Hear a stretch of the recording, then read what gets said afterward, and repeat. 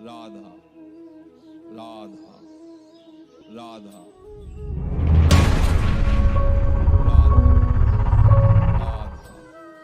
जो कर रहे हैं वो उन्हीं की शक्ति से कर रहे हैं, करवा भी वही रहे हैं और ताकत सामर्थ्य भी वही दे रहे हैं। कभी किसी भी अच्छे विचार या अच्छी क्रिया में अपने को भूल कर भी करता मत मानना, तो बुरी क्रिया कभी होगी ही नहीं। बात पकड़ो। यदि अच्छी क्रियाओं के कर्ता आप बनोगे तो बुरी क्रियाओं से बच नहीं सकते। अगर अच्छी क्रियाओं को देख रहे हो कि प्रभु करा रहे, तो बुरी क्रियाओं का संकल्प ही नहीं उदय होगा। अहम गलित हो गया तो अहम में ही तो सारे विकार रहते हैं। हर समय प्रभु के सामने कृतज्ञ रहो। कितनी कृपा, क्या हमसे लेना है आपको? आप तो पूर्ण काम हो, हमें इतना दुलार कर रहे हो। बलिहारी प्रभु, वो बार बार मन उनके चरणों में लौटता रहता है। प्रभु का विधान सर्वज्ञता से पास हुआ है। वो खूब आगे की, पीछे की, मध्य की सब बात सोच करके उन्होंने आपके लिए विधान किया है। पहले से उन्होंने आपका उस समय मंगल विधान सुनिश्चित कर दिया है। कैसी भी परिस्थिति हो, कभी ऊबना मत, घबराना मत, अधीर मत होना और अपने भगवत विश्वास में कमी मत आने देना। कैसी भी परिस्थिति हो, ये जरूरी है। ऊबना मत। बहुत हो गया कष्ट सहते सहते, कितना सहूं। नहीं,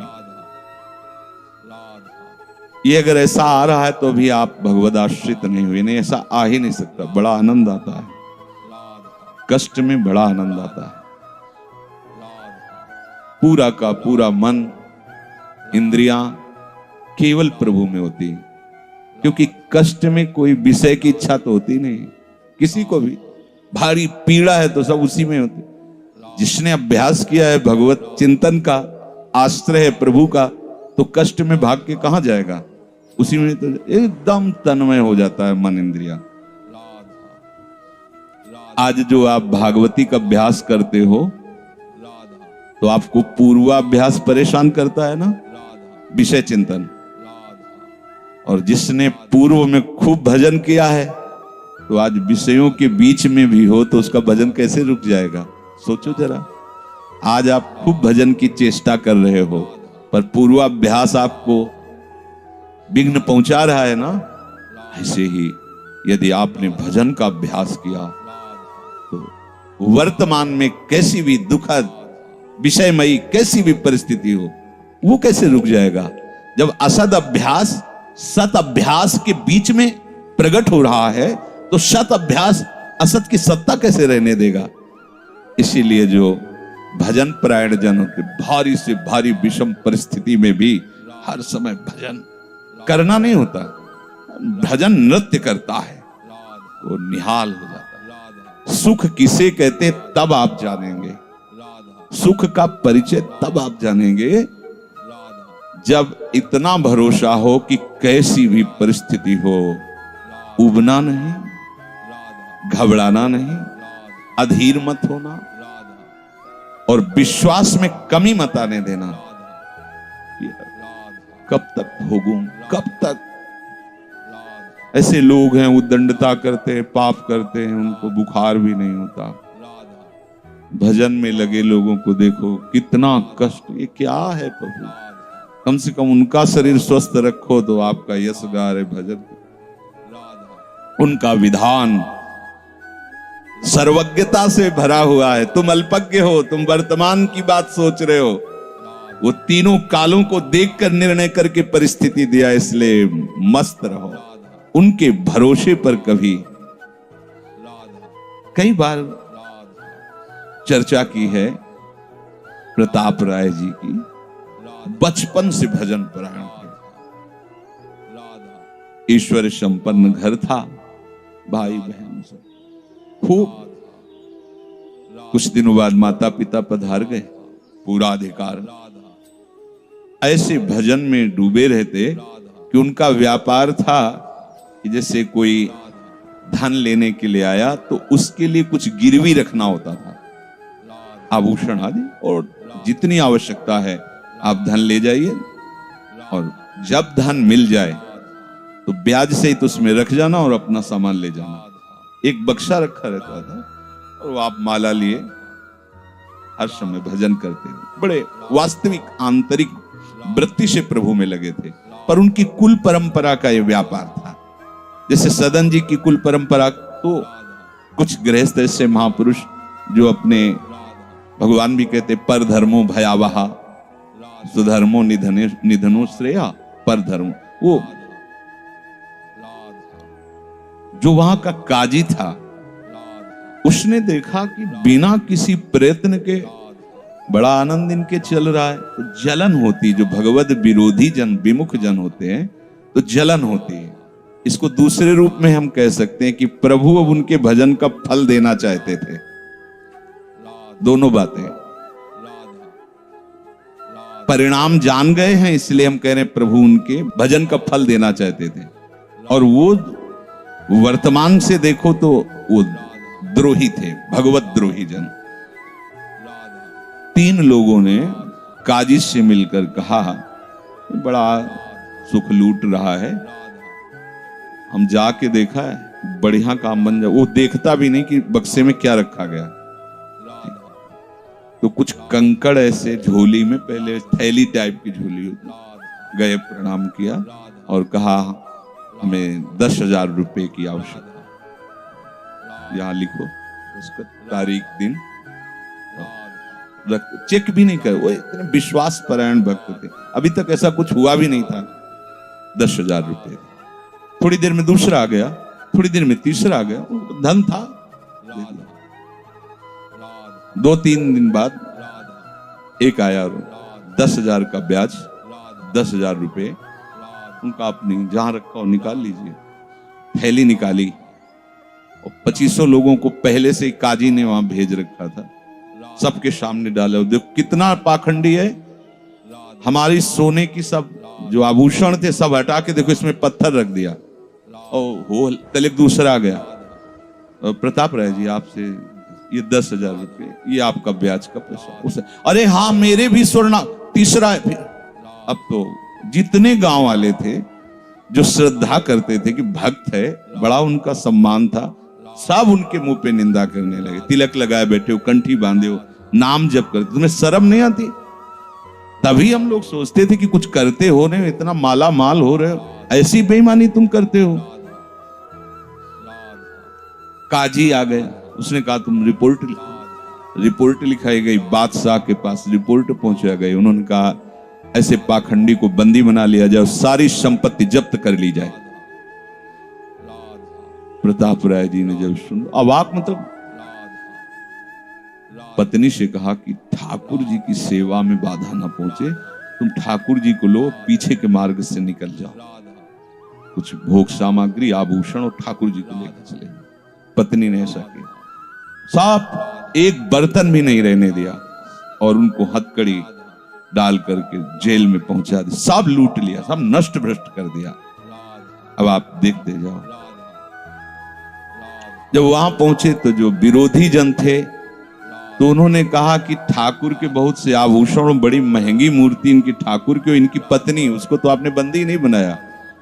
सरकारी सैनिकों ने खोज की तो अपने मायके चली गई थी, वहां से उनको बंदी बनाया, ठाकुर जी को ला करके जहां धन का स्टॉक था वहां रख दिया, आभूषण सब उनके, दोनों को एक जगह हथकड़ी बेड़ी डाल।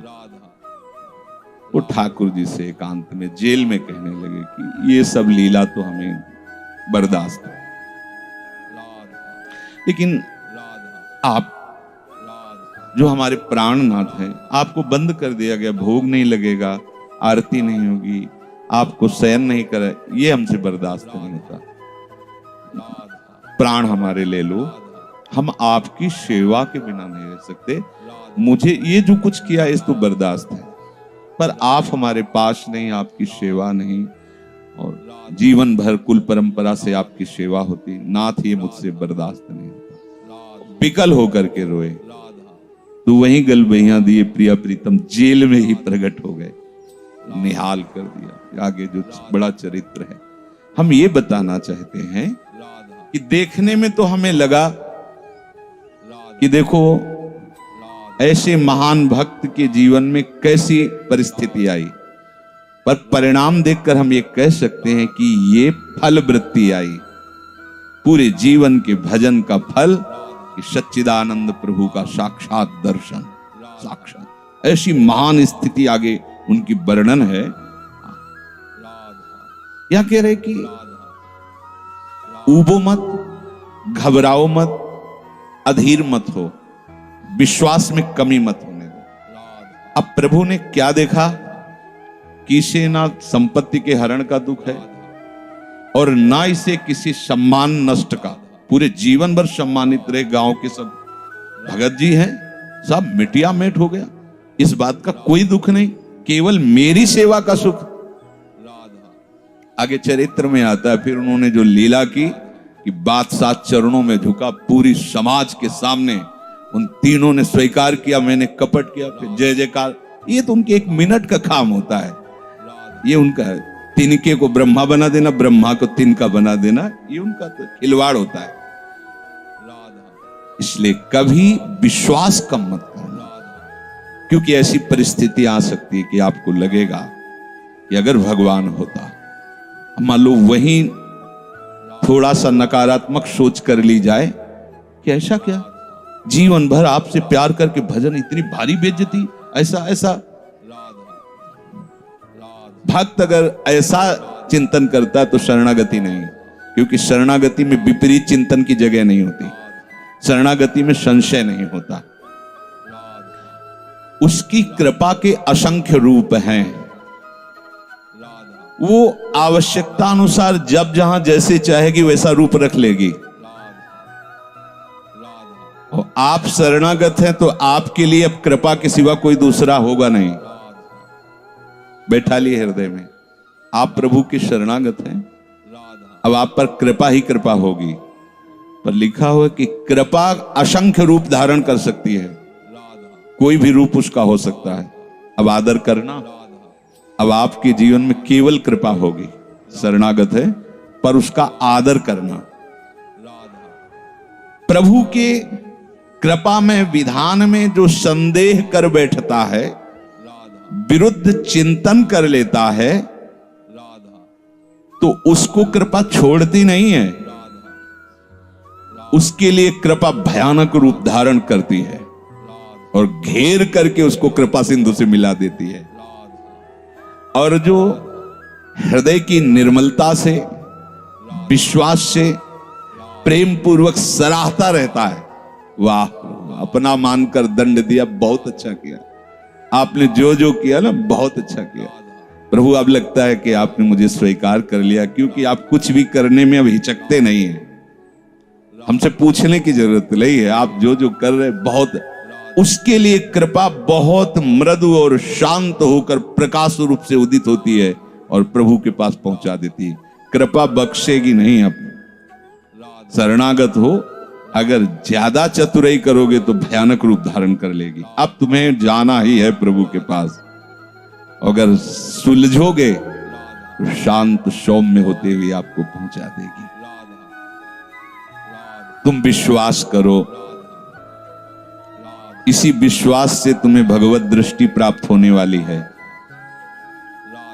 कल हम कुछ उपासकों से बात कर रहे थे कि भैया ऐसा मत समझो कि अमुक समय तक साधना करने पर सिद्धार्थ अवस्था आती, नहीं, अभी समझ ठीक कर लो, अभी सिद्ध हो जाओगे। अभी ये साधना से नहीं होता, ये समझ से होता है।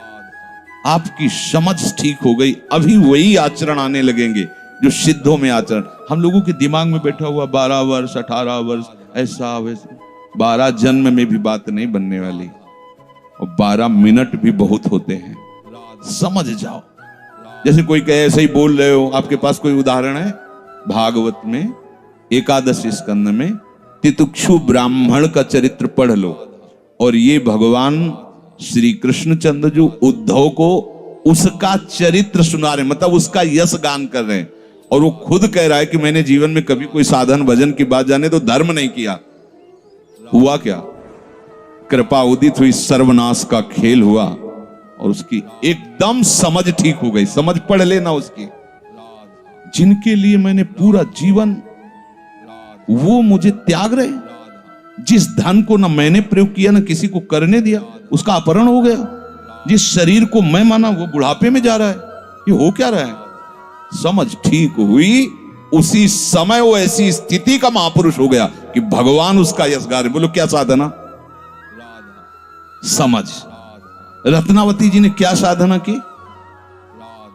दासी ने जब बताया तो हिमालय में जाके उन्होंने पद्मासन लगा के कोई साधना की क्या?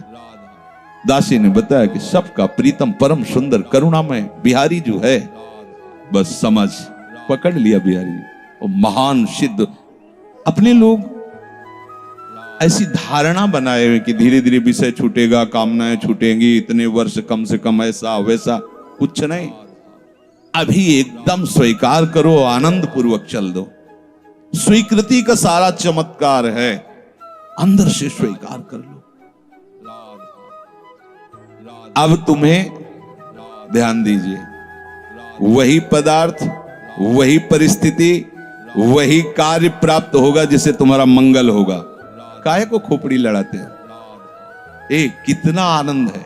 वही पदार्थ, जय राधा वल्लभ, जो गीता जी में वर्णन कर रहे थे कि यदि विषय का राग पूर्वक चिंतन किया जाए तो चिंतन मात्र से सर्वनाश हो जाता है। उसी के आगे श्लोक का वर्णन किया कि यदि राग द्वेष रहित होकर विषय का सेवन किया जाए तो हृदय की स्वच्छता, हृदय का प्रसाद, और प्रसादे सर्व दुखा नाम हानिरस्य उपजाति। बात पकड़ो। अब तुम्हें वही पदार्थ, वही क्रिया, वही सानिध्य मिलेगा जिससे तुम्हें मंगल में भगवान के दर्शन की योग्यता प्राप्त होगी। अच्छा बताओ, छोटा सा बच्चा जिसके पंख नहीं निकले वो क्या करेगा? शुद्ध शरणागति का स्वरूप अजात पक्षा यु मातरम खगा। तो आप शुद्ध शरणागति तो बनना चाहते हैं ना? उस बच्चे की योग्यता कितनी है? चे चे करके केवल मां की तरफ देखना, तो राधा राधा बोल के केवल लाडली जी की तरफ देखना। हमारी उस बच्चे पर यदि कोई प्रहार करने के लिए जीव आ रहा है तो माता पिता का कर्तव्य है, उससे तो पंख ही नहीं निकले तो अपना बचाव क्या करेगा? तो काम क्रोध लोभ आदि यदि आप पर आक्रमण कर रहे हैं तो आप बचाव कहां करने लायक हैं? तो आप इधर चे चे करके देखिए, राधा राधा राधा राधा राधा, और सही पूछो जब ऐसी शरणागति आएगी तो आएंगे ही नहीं। वो भी भगवत प्रेरित आते हैं, भगवत प्रेरित। नहीं, देवर्षि नारद जी के हृदय में कहां काम था? पूरी लीला करके काम हार गया, और जब अहंकार आ गया तो छूट दे दी तो देख लो क्या हो गया। समझना, बस सारी ये जो परमार्थ का खेल है ये सब समझ का है।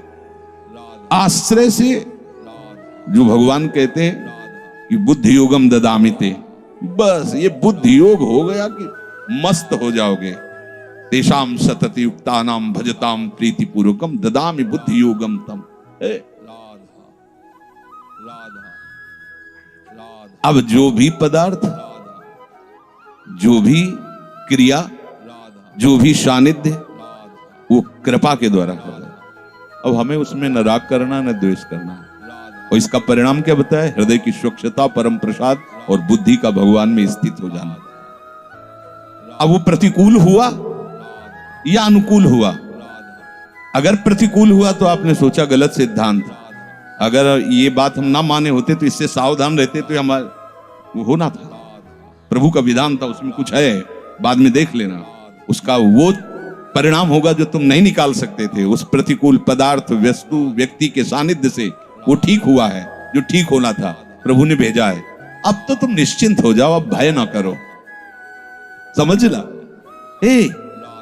प्रभु सर्वज्ञ हैं, तुम उनके भरोसे हो गए हो, आप कोई तुम्हारा मंगल कर ही नहीं सकता। बोले काम आता है, क्रोध आता है, गंदी बातें मन में रहती हैं।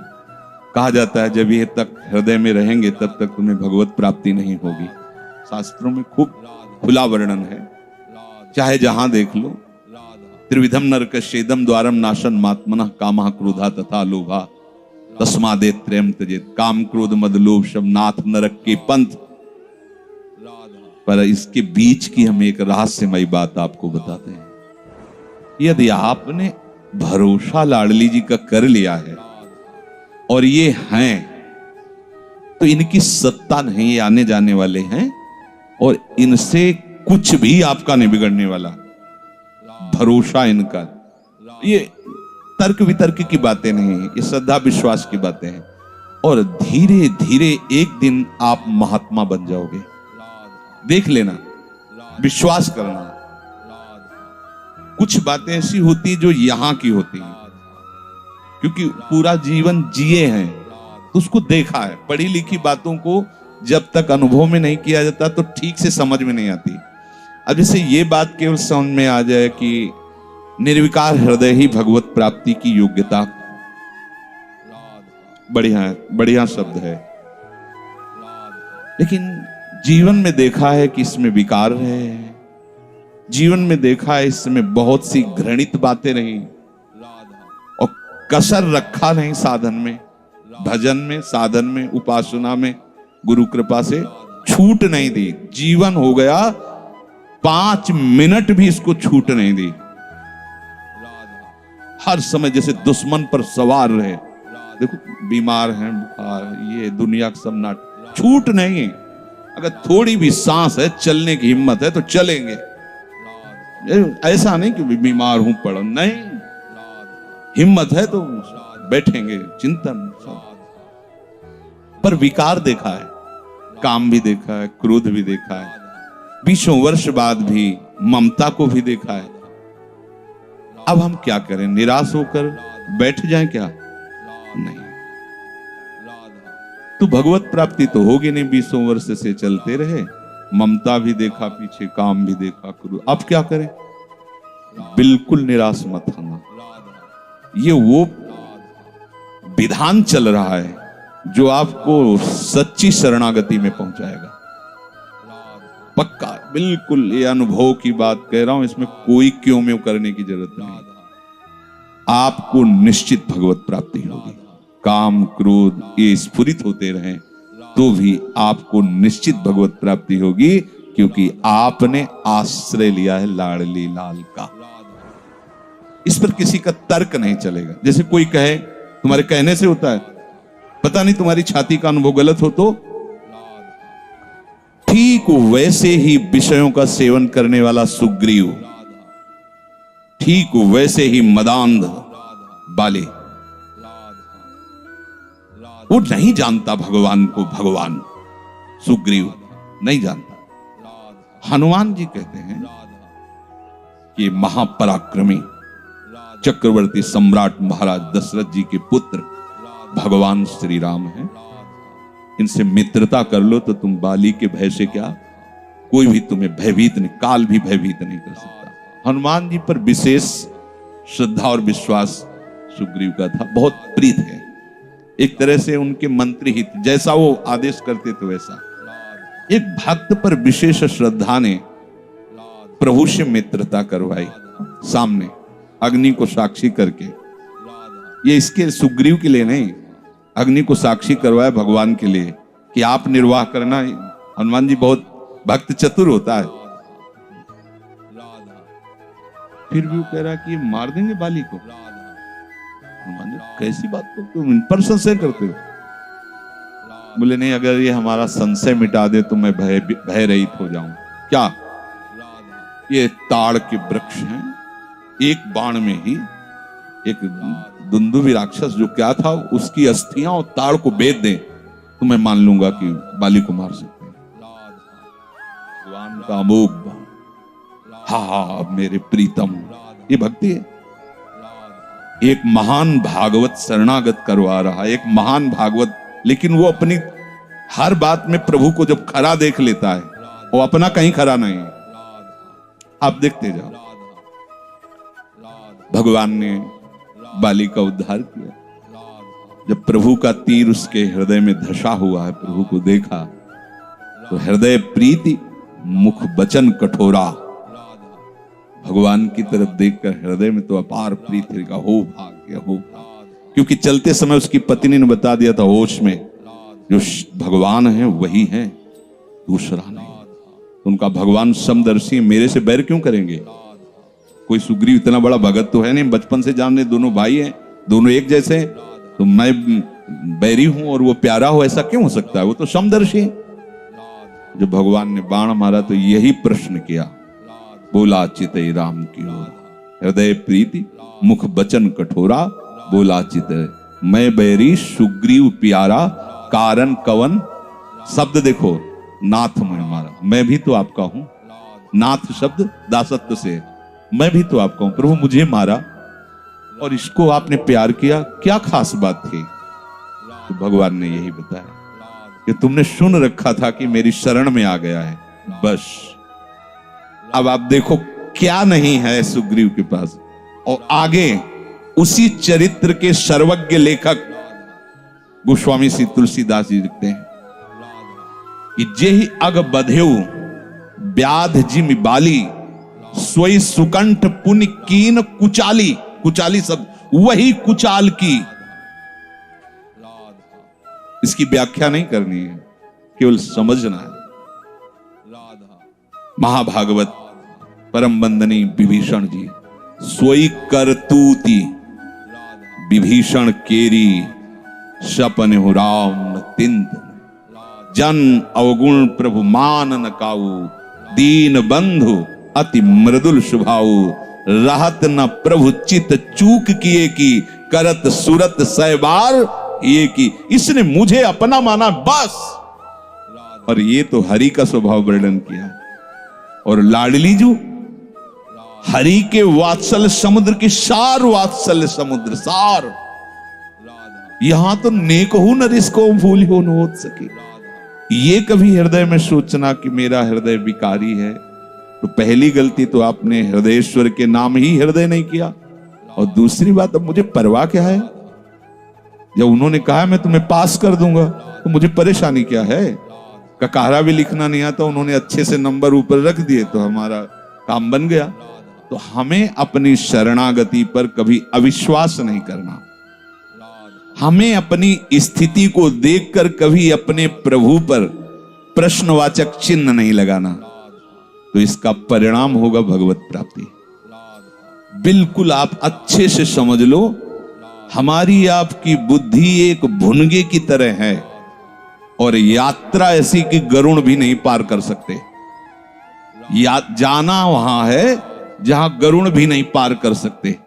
चाहे जितना उड़ान उड़े, आकाश का ओर छोर नहीं। जहां भी जाएंगे आकाश मिलेगा, भुनगा कितना उड़ेगा। अब क्या करें? वो वहीं से पुकारे, वो उनको आने में देर नहीं है, उनको आने में बस शांत हो जाओ, आश्रित हो जाओ, किसी अन्य का भरोसा नहीं।